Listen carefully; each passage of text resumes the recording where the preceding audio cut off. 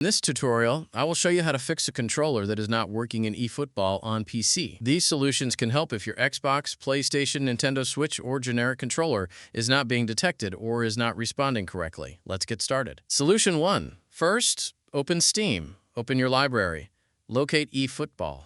Right-click the game and select Properties. Click on the Controller tab on the left side. Find the Override for eFootball drop-down menu.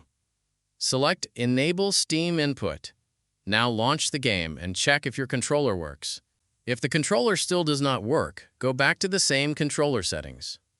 Open the Override for eFootball drop-down menu again. This time, select Disable Steam Input. Launch the game again and check if the problem has been fixed. Solution 2. Configure Steam controller settings. Open Steam. Click on Steam in the top left corner. Select Settings. Go to the Controller section. Click on Show Advanced Settings. Locate External Gamepad Settings. Only enable the options that match the type of controller you are using. If you are using an Xbox controller, locate Steam Input for Xbox controllers. Enable this option and test your controller in the game. If it still does not work, disable the option and test it again. You can also install the Xbox Extended Feature Support driver if it is available. If you are using a PlayStation controller, locate PlayStation Controller Support. First, select Not Enabled. Launch eFootball and check if your controller works. If it does not work, return to the same setting and select Enabling Games Without Support.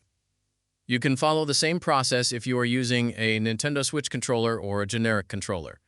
Enable or disable the corresponding Steam input option and test the controller after each change.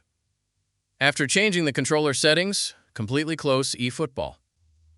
Disconnect and reconnect your controller if necessary. Then launch the game again and test your controller.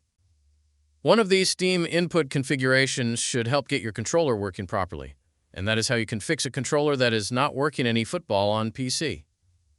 If this tutorial helped you, do not forget to like the video and subscribe to the channel. Thanks for watching, and I will see you in the next one.